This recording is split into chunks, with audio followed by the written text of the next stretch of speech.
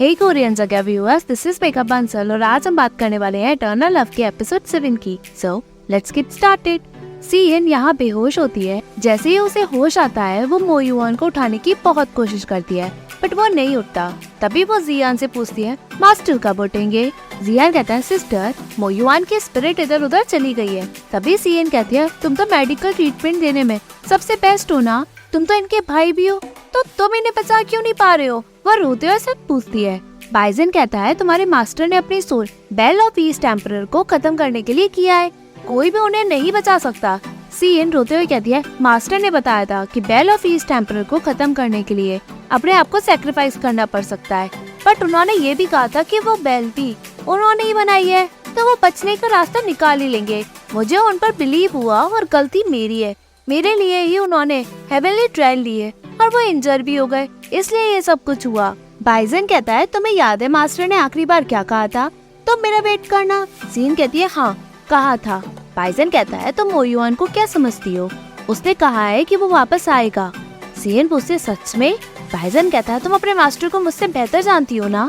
CN शांत होकर कहती है मास्टर ने मुझे वेट करने को कहा है तो मैं करूंगी और मैं मास्टर की बॉडी बचा कर भी रखूंगी ताकि वो जल्दी वापस आए। बाइजन कहता है सिस्टर तुम बहुत इंजर्ड हो, क्यों ना तुम मेरे साथ फॉक्सलैंड में आकर रहो।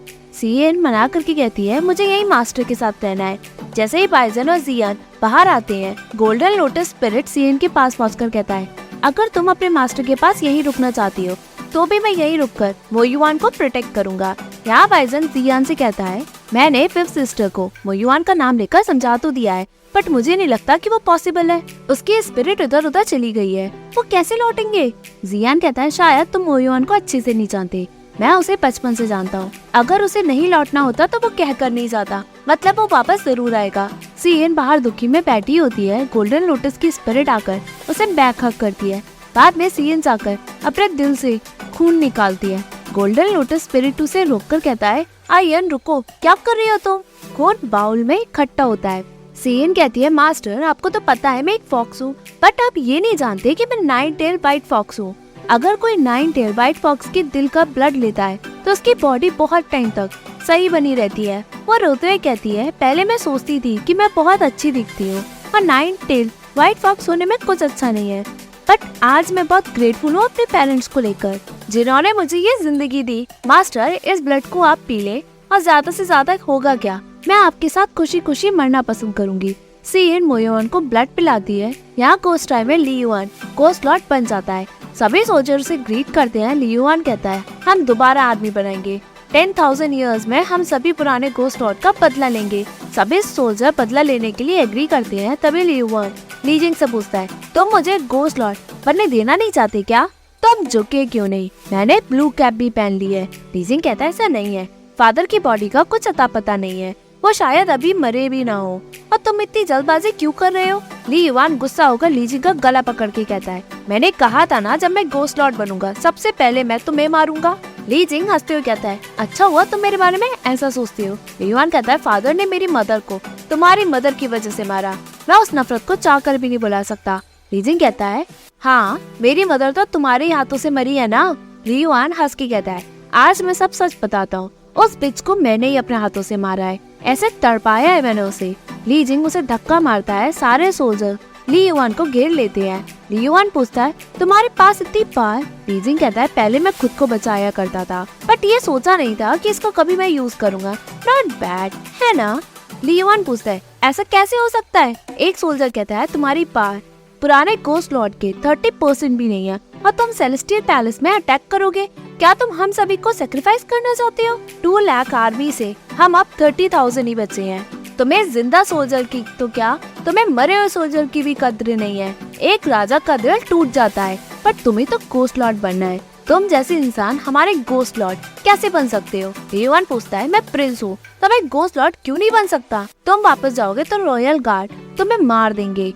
सोल्जर कहता है हम रॉयल फैमिली को धोखा देना नहीं चाहते, हम सेकंड प्रिंस को गद्दी पे बिठाना चाहते हैं। जैसे ही वो गोस्ट लॉर्ड बनेंगे हेवनली लॉर्ड हमारा सरेंडर एक्सेप्ट कर लेंगे और सभी को छोड़ देंगे। ली युआन पूछता है तुम सेलेस्टियल ट्राइब में मिलना चाहती हो। ली जिंग कहता है ली युआन को जेल में सबसे ठंडी जगह दिलवा दो, इस पे दिन और रात पहरा दो, गोल्डन टाइगर इसका पार्टनर है, उसे भी अरेस्ट करके इसी के साथ डलवा दो। बट प्रिंसेस यांजी को इन सब के बारे में पता नहीं चलना चाहिए, जिसने भी बताया वो मरेगा। सोल्जर्स उसे ले जाते हैं। यहाँ ली युआन चीखता चिल्लाता है। गोल्डन टाइगर बाहर ये सब देखकर गुस्सा करता है। ली जिंग यहाँ नदी किनारे अकेले खड़ा होता है। श्वानु वहाँ आकर उसे गोस्ट लॉर्ड बनने की खुशी में कंग्रेचुलेट करती है। ली जिंग पूछता है, अगर मैं आज फेल हो जाता तो क्या तुम यहाँ से भाग जाती? श्वानु मुंह बनाकर कहती है, मैं आपके लिए लॉयल हूँ। ली जिंग कहता है, तुम बहुत इनक्रेडिबल हो।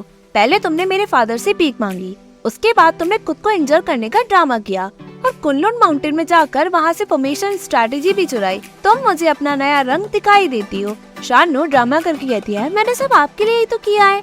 ली जिंग हंस के कहता है, सच में मैं किसी में भी अच्छा नहीं था, हम किस्मत से कपल बन ही गए। वो ये कहकर चला जाता है। 9 हेवंस में मो युआन की फ्यूनरल का डिस्कशन चलता है कि उसे मरे हुए 2 महीने से भी अब ज्यादा टाइम हो गया है। मैंने 18 हाई इमॉर्टल उसके फ्यूनरल के लिए भी भेजे, बट वो लोग वापस आ गए। वो लोग ऐसा क्यों कर रहे हैं? डोंगहुआ दीजुंग कहता है, यहाँ सभी इमॉर्टल है, किसी को मजाक पसंद है, किसी को नहीं। वो युआन के 17 डिसिप्लिन है, कुछ का नेचर अच्छा हो सकता है या फिर बुरा, इसे दिल पे लेने की बात नहीं है। हेवनली लॉर्ड कहता है, दीजुन आप किसी की साइड नहीं लेते, मैं अब इस मैटर के पीछे नहीं बढ़ूंगा। वो अपने बेटे यानी यांग कू फर्स्ट प्रिंस को ऑर्डर देता है कि कुनलुन माउंटेन में अलायंस की बातें बताओ। तभी वहाँ लीशु वाइफ ऑफ यांग कू की आती है। वो अपने साथ एक छोटी बच्ची को भी लाती है। बच्ची ग्रीट करती है। हेवनली लॉर्ड उसे अपने पास बुलाकर पूछता है, तुम्हारे पेरेंट्स ने तुम्हारा नाम क्या रखा है? लड़की कहती है, मैं अभी 500 इयर्स की हूँ, जब मैं 1000 इयर्स की हो जाऊंगी तब हमारे क्लैन के लोग मेरा नाम रखेंगे। हेवनली लॉर्ड कहता है, सूजिन क्लैन इस वॉर में पूरा खत्म हो गया, तो मैं आज से तुम्हारा नाम सूजिन रखता हूँ। तुम्हारा पूरा क्लान सेलेस्टियल क्लान के लिए खत्म हो गया, तो तुम अब यही सेलेस्टियल में रहोगी। मैं तुम्हें प्रिंसेस जाओ रेन का टाइटल देता हूँ। ली शू उसे ग्रीट करने को कहती है। सूजिन ग्रीट करती है। हेवनली लॉर्ड अपने फर्स्ट बेटे यांग को सूजिन की जिम्मेदारी देता है कि तुम इसे अपनी बेटी की तरह ख्याल रखो। लीशु भी एग्री करती है। हेवनली लॉर्ड के जाने के बाद लीशु पूछती है, क्या फादर ने मुझे सूजिन की रिस्पॉन्सिबिलिटी सिर्फ इसलिए दी क्योंकि मेरा कोई बच्चा नहीं है? यांग को कहता है, ज्यादा मत सोचो, हम तीनों भाइयों में सिर्फ मेरी ही शादी हुई है और फैमिली में कोई लड़की भी नहीं है, तो हमें ही सूजिन को पालना होगा। लीशु कहती है, हमारी शादी को 30,000 इयर्स बीत चुकी हैं, पता नहीं हमें बच्चा कब होगा। तभी तीजुन कहता है, अगर इतनी ही चिंता है तो कुनलुन माउंटेन में जाकर जवाब क्यों नहीं ढूंढती, शायद कुछ मिल जाए। दोनों सोच में पड़ते हैं। बाद में दोनों कुनलुन माउंटेन पहुँचते हैं।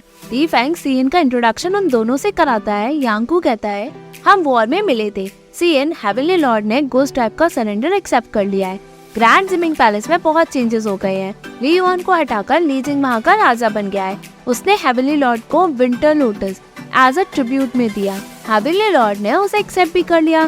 सीएन कहती है, आपका मतलब है कि अब सेलेस्टियल ट्राइब और गोस्ट टाइप के रिश्ते अच्छे हैं, मतलब कुनलुन माउंटेन के लोगों को अपना बदला लेने की इजाजत नहीं देंगे, है ना? यांग को कहता है, न्यू गोस्ट लॉर्ड खुद पीस चाहते हैं तो लड़ाई करना बेवकूफी होगी।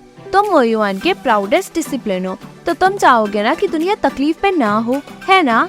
सीएन कहती है, जब मैं यहाँ आई मैं बस एक फॉक्स थी, मैं यहाँ 20,000 इयर्स रही हूँ। मास्टर ने मुझे कभी भी किसी भी चीज के लिए नहीं रोका। खून का घूंट पीकर नाटक करना मुझे नहीं आता। यहाँ को कहते हैं, सीएन मैं शांत इसलिए हूँ क्योंकि हम एक टाइम पे कॉमरेड थे। मैंने सोचा नहीं था कि तुम इतनी जिद्दी होगी। क्या मो युआन की जगह मुझे तुम्हें सिखाना होगा? सीएन चिल्ला के कहती है, सेलेस्टियल ट्राइब के लिए मास्टर ने अपने soul bell of east emperor को खत्म करने में लगा दी। अब कुनलुन माउंटेन के डिसिप्लिन इस बात पे बदला क्यों नहीं ले सकते? अगर और कुछ ना हो तो मैं चली जाती हूँ। वो ये कहकर चली जाती है। दी फैंग रोककर कहता है, हाइनेस आप बुरा न माने, सीएन मास्टर को सबसे ज्यादा समझती है। अभी वो उस दर्द से उभरी नहीं है, इसलिए उसने ऐसी बात की। आप बातें दिल पे न ले। आप हेवनली लॉर्ड को रिपोर्ट करें कि कुनलुन माउंटेन के डिसिप्लिन बदला नहीं लेंगे। तभी कुछ टाइम बाद गोल्डन लोटस को कोई छूता है। तभी गोल्डन लोटस की स्पिरिट कहता है, किसने छुआ? सीएन वहाँ मो युआन के पास पहुँचती है। गोल्डन लोटस स्पिरिट कहता है, आयन किसी ने मुझे बिना परमिशन के मुझे छुआ है। मैं तुम्हारे साथ अब और नहीं रुक सकता। जब मैं इंसानी रूप ले लूंगा मैं तुम्हें और इस जगह को याद नहीं रख पाऊंगा। वो उसे छूने की कोशिश करता है बट वो गायब होकर आयन पुकारता है। सीएन को लगता है किसी ने तो बुलाया है। वो मो युआन को देखकर पूछती है, मास्टर क्या वो आप थे? तभी सेकंड डिसिप्लिन दी फैंग को बताता है, गोल्डन लोटस बेजान पड़ गया है, ये कुछ अशुभ तो नहीं, हमें क्या करना चाहिए? दी फैंग यांग को और लीशु को बताता है। ये मास्टर का फेवरेट गोल्डन लोटस है जो अब सूख गया है। तभी दीफेंग लोटस को देखकर कहता है क्या तुम भी मास्टर के पीछे चले गए हो। लीशु जैसे ही गोल्डन लोटस को छूने जाती है तभी एक अलग सी एनर्जी निकलती है। लोटस एकदम से गायब हो जाता है। दीफेंग कहता है हाइनेस घबराओ नहीं, मास्टर ने कहा था गोल्डन लोटस अपने मास्टर का वेट कर रहा है, तो बस वो यहाँ कुछ टाइम के लिए रुका था। जैसे ही आप यहाँ आए मुरझाया हुआ लोटस एक गोल्डन रेस देकर चला गया। आई थिंक वो जिस मास्टर का वेट कर रहा था वो आप ही है। लीशु कहती है मैं, ऐसे कैसे हो सकता है। दीफेंग कहता है दुनिया में जो भी होता है किस्मत से होता है। हेवनली फादर जब से खाली हाथ लौटे तब से मास्टर इस गोल्डन लोटस का ख्याल हजारों सालों से रख रहे थे। अब मास्टर नहीं है तो इस गोल्डन लोटस की किस्मत आपसे जुड़ी है। सभी सोच में पड़ जाते हैं। यहाँ दीफेंग सीन से कहता है तुम्हें ऐसे देखकर मुझे बहुत चिंता हो रही है, तुम घोस्ट टाइप से बदला लेना छोड़ दो। सीएन कहती है बदला, इसी पीस के लिए मास्टर ने अपनी लाइफ सेक्रीफाइस की, तो मैं बदला क्यों लूंगी। दीफेंग कहता है हाँ तुम मास्टर की फेवरेट हो, तो मास्टर की इंटेंशन क्यों नहीं समझोगी। मास्टर की स्पिरिट अब शांति में होगी। मास्टर को मरे हुए बहुत टाइम बीत गए बट उनकी बॉडी में कोई चेंजेस क्यों नहीं आए। क्या कोई स्पेशल पावर है इस गुफा में। सीएन बहाना मार के कहती है शायद हेवनली फादर का प्रोटेक्शन हो सकता है। दीफेंग कहता है जब हेवनली फादर खाली हाथ लौटे तब उनकी बॉडी में कुछ भी नहीं था। मास्टर को ऐसे देखकर मुझे एक रूमर याद आता है। गोस्ट टाइम एक स्कैर्ड आइटम है जो सोल जेड है। ऐसा एंशिएंट टेक्स्ट में लिखा है कि अगर वो सोल जेड मुंह के अंदर रख दिया जाए तो बॉडी कभी नहीं सड़ती। सीएन पूछती क्या वो सच है। दीफेंग कहता है रिकॉर्ड्स में लिखा है तो सच ही होगा, बट कुल्लर माउंटेन और गोस्ट टाइम में आप अजीब ही रिश्ता है, कुछ भी करना ठीक नहीं होगा, तुम कुछ जबरदस्ती मत सोचो। सीएन फाइनली गोस्ट टाइम में जाती है। वहाँ सोल्जर उसे घेर कर उसके बारे में पूछती हैं। सीएन अपनी आइडेंटिटी बताकर गोस्ट लॉर्ड से मिलने को कहती है। यहाँ फाइनली सीएन लीजिंग से अपनी पुरानी फ्रेंडशिप को याद करके उसे सोल जेड मांगती है। लीजिंग कहता है मुझे लगा तुम रिवेंज लेने आई होंगी। सीएन कहती है लड़ाई में कौन सही है कौन गलत, बट गोस्ट ट्राइब और सेलेस्टियल ट्राइब अब एक साथ है। हेवनली लॉर्ड गोस्ट लॉर्ड को खूब रिस्पेक्ट देते हैं, इसलिए मैं रिवेंज लेने का सोच ही नहीं सकती, मुझे बस सोल जेड चाहिए। लीजिंग कहता है सोल जेड गोस्ट टाइप का सीक्रेट आइटम है जो मरी हुई बॉडी को सड़ने नहीं दे सकता, उसके अलावा उसका कोई और यूज है ही नहीं, ये तुम मोयुआन के लिए चाहती हो। सीएन कहती है मुझे बस इससे काम है। लीजिंग कहता है अगर तुम मुझे नहीं बताओगी तो भी मैं तुम्हें दे दूंगा, हमारे पुराने रिलेशनशिप को याद कर कर, बट यहाँ बहुत चेंजेस हुए हैं, अभी मैं तुम्हें वो नहीं दे सकता। I am sorry. सीन पूछते तुमने खो दिया क्या। लीजिंग कहता है मुझे नहीं पता कि पुराने गोस्ट लॉर्ड और मेरे भाई कहाँ है, तो मैं उस चीट के बारे में कैसे जानूंगा। सीएन दुखी में उसे ग्रीट करके चली जाती है। जैसे ही वो बाहर आती है सामने श्वानु आकर उसे वही कुछ टाइम रुकने को कहती है। जैसे ही सीन बढ़ती है श्वानु कहती है क्या तुम इसे ढूंढ रही हो। गोस्ट लॉर्ड ने मुझे एक कल दिया ताकि मेरे चेहरे का निशान ठीक हो जाए। शिंकांग की पिटाई हल्की नहीं थी और भी मेरी बॉडी में बहुत सारी इंजरीज थी। तुम्हें तो पता है ना कि लड़कियों की बॉडी में इंजरीज होना अच्छा नहीं। वो ये सब सीन को चिढ़ाने के लिए जानबूझकर कहती है अगर ये तुम्हें चाहिए तो मैं तुम्हें दे सकती हूँ। जैसे ही सीन उसे लेती है श्वानु उसे पीछे कर लेती है। सीन गुस्से में उसे टक्का मार देती है। तभी लीजिंग आकर उसे रोककर कहता है क्या कर रही हो तुम। वो जैसे ही श्वानु को उठाता है सीन पूछती है क्या ये तुमसे खो गया था। जिंदगी में मुझे सिर्फ एक बात का रिग्रेट है कि मैं ग्रैंड स्विमिंग पैलेस में आया और तुमसे मिली। लीजिंग तुम दोनों एक जैसे ही हो, क्रूअल और धोखेबाज, तुम एक दूसरे के लायक हो, आज के बाद हम कभी भी एक नहीं हो सकते। वो वहाँ से गुस्सा होकर चली जाती है। लीजिंग उसके पीछे भागता है। तभी श्वानु उसे पकड़ती है। लीजिंग उसे धक्का मार के गिरा देता है। तुम कर क्या रही हो बताओ। श्वानु कहती है तुमने उसे झूठ बोला कि तुमसे सोल जेड खो गया, तो मैं बस आग में घी डाल रही थी। लीजिंग कहता है तुम होती कौन हो मेरे और उसके बीच में आने वाली। श्वानु कहती है तुम और वो, जब तुम कुल्लूर माउंटेन में थे तब सीएन के दिमाग में वो युवान था। जलन के मारे तुम उसे मारना चाहते थे, पर सीएन ने कभी भी तुम्हें पसंद नहीं किया। वो सेलेस्टियल ट्राइब से है इसलिए तुम मेरे साथ हो, जानती हूँ, बट उसके दिल में तुम कभी नहीं थे। क्या तुम ये जानते हो। लीजिंग रोते हुए कहता है बस करो। श्वानु कहती है वो बहुत प्राइड वाली है, फिर भी आज उसने तुमसे फेवर मांगा, भीख मांगी सिर्फ मोयुआन के लिए। तुमने उसे सोल जेड इसलिए नहीं दिया क्योंकि तुम उससे जलते हो, पागल हो गए हो, है ना।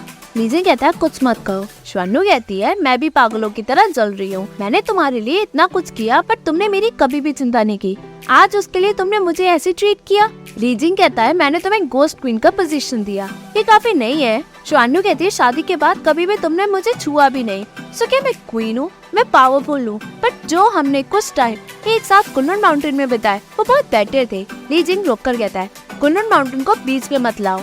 वो ये कहकर चला जाता है। श्वान्यू कहती है, अगर मैं नहीं लाती तो क्या तुम उसे भूल पाते।